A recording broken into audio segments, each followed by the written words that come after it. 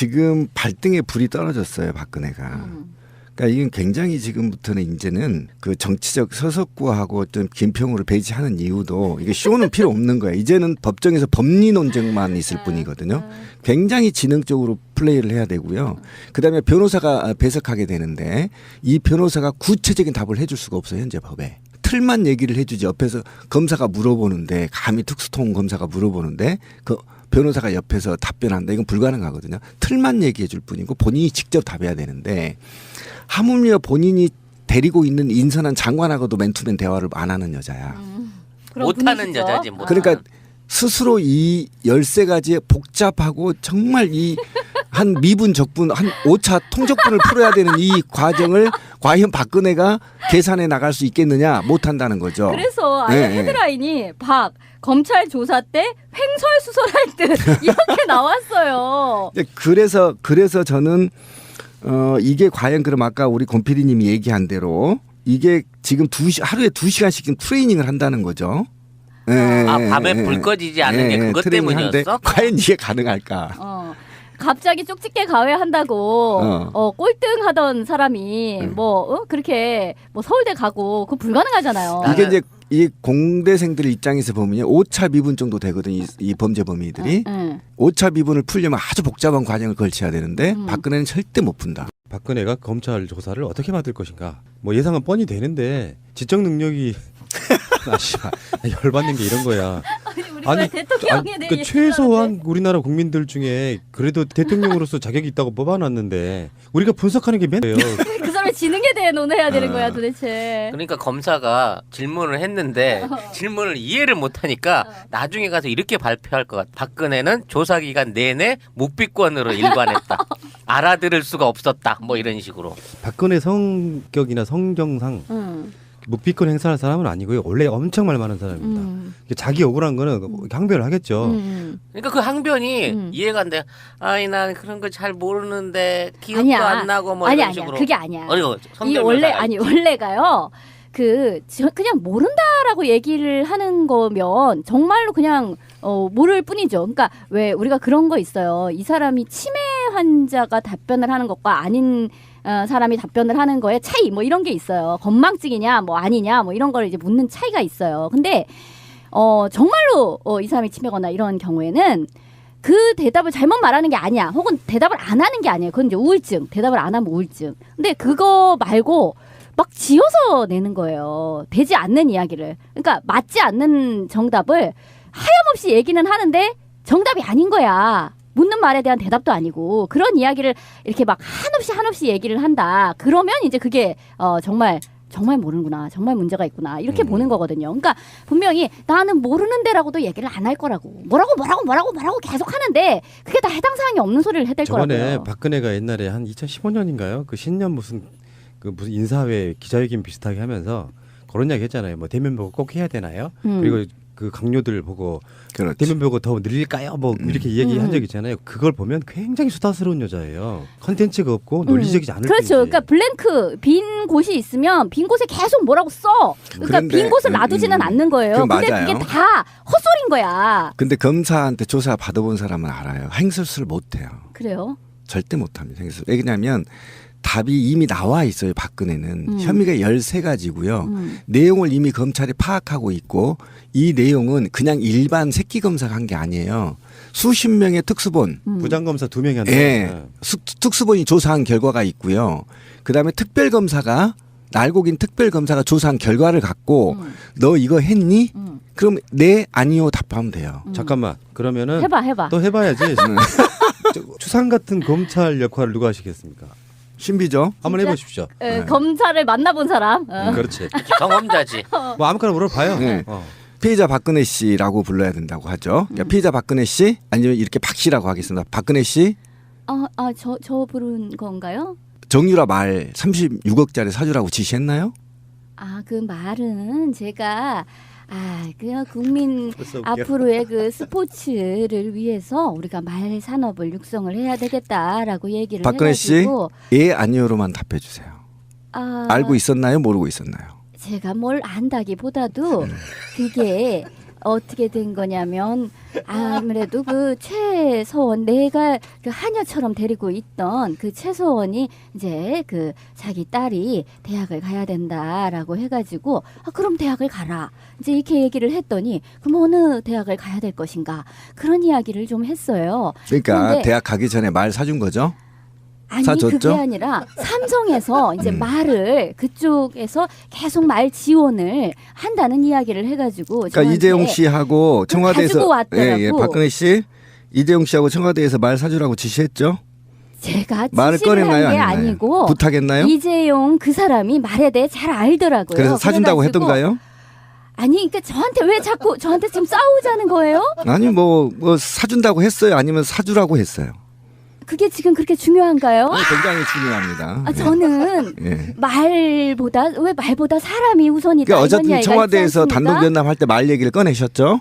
저는 네. 말보다도 어. 일단은 우리 국가와 국민을 위해서 앞으로 말 산업이 좀 육성이 돼야 되겠다라는 말이 나왔네. 네, 그래, 그게 역시 오케이. 이제 삼성 우리나라의 어떤 최고 기업이고 전 세계적으로도 초일류 기업으로 각광을 받는 우리 삼성이 또 사회 사업으로 굉장히 좋은 일들을 많이 하고 있습니다.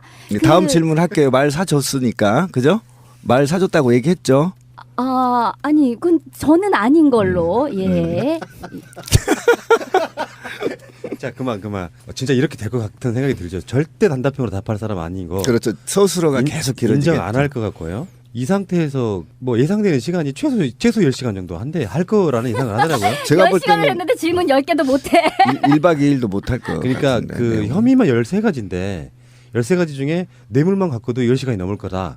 그러니까 처음에 지금 예상은 뭐 한 10시간 정도면 괜찮겠지 하고 이렇게 들어갔는데 사실 날새기 또는 뭐 며칠을 할 가능성도 있어 보이는 검찰 입장에서도 한 방에 끝낸다는 이야기를 하고 있거든요. 그런데요, 이원석 검사가 그 2007년도 삼성 비자금 특별수사도 했었고, 그 김광준 부장검사 구속영장도 쳤고, 정은호 게이트 홍만표도 기소시켰거든요. 그러니까 이게 또 이 친구가 광주 출신이에요. 그러니까 이쪽에서 어떻게 얘기하냐면 이 정도 특수부에 강주 출신이 특수부에 들어간다는 건요. 웬만큼 실력이 아니고는 못한다는 겁니다. 그 바닥이.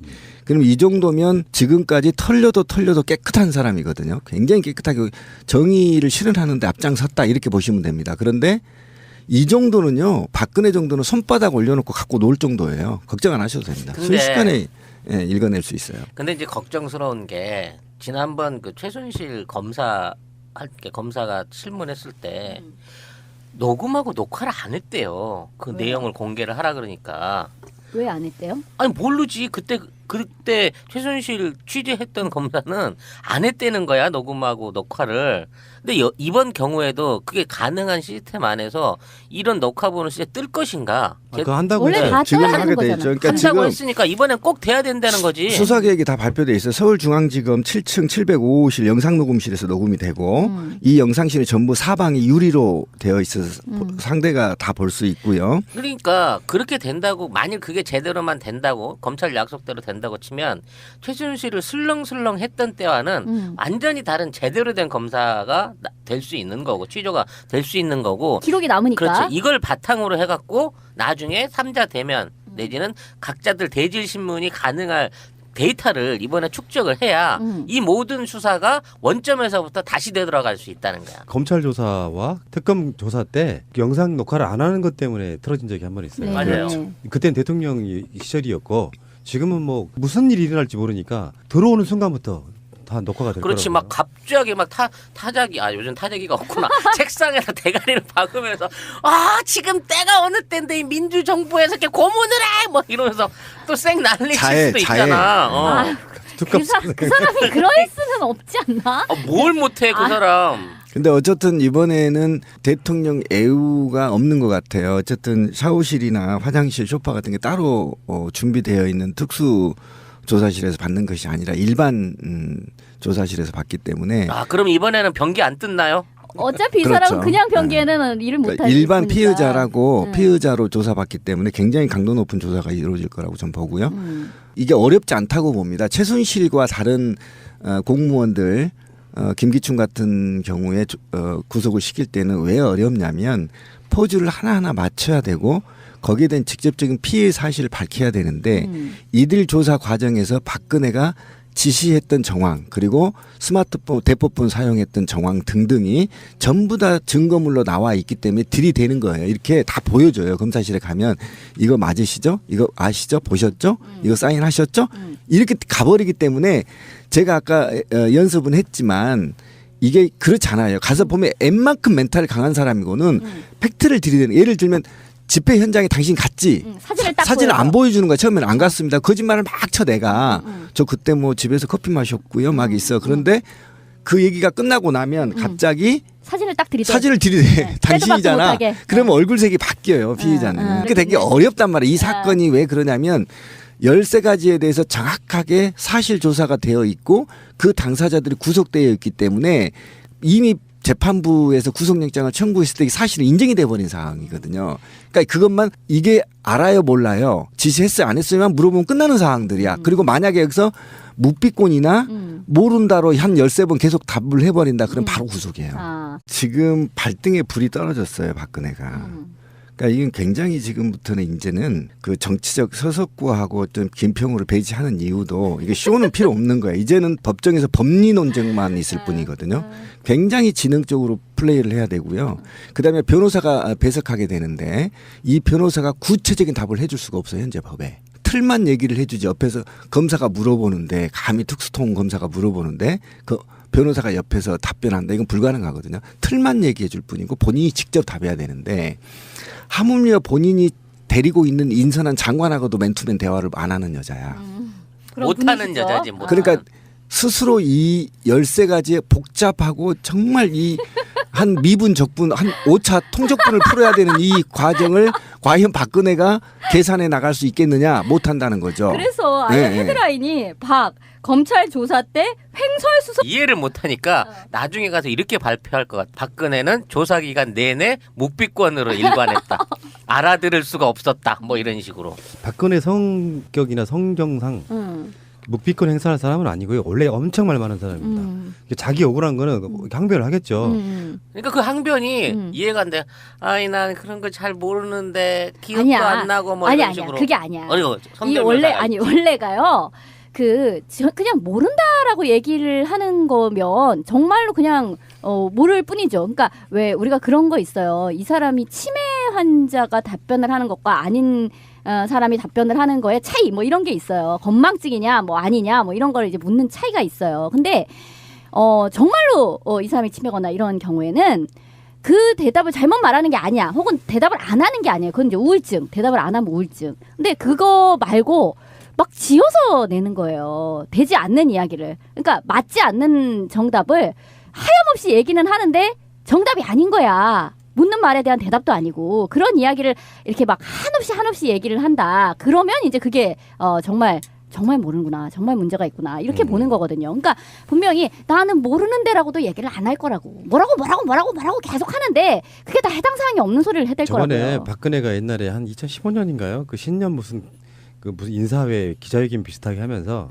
그런 이야기 했잖아요. 뭐 대면 보고 꼭 해야 되나요? 그리고 그 강요들 보고 그렇지. 대면 보고 더 늘릴까요? 뭐 이렇게 얘기한 적 있잖아요. 그걸 보면 굉장히 수다스러운 여자예요. 컨텐츠가 없고 논리적이지 않을 그렇죠. 뿐이지. 그러니까 블랭크 빈 곳이 있으면 빈 곳에 계속 뭐라고 써. 그러니까 그런데, 빈 곳을 놔두지는 않는 거예요. 그건 근데 맞아요. 그게 다 헛소리인 거야. 근데 검사한테 조사 받아본 사람은 알아요. 행설수를 못해요. 그래요? 절대 못합니다. 행설. 왜냐하면 답이 이미 나와 있어요. 박근혜는 혐의가 13가지고요. 내용을 이미 검찰이 파악하고 있고 이 내용은 그냥 일반 새끼 검사가 한 게 아니에요.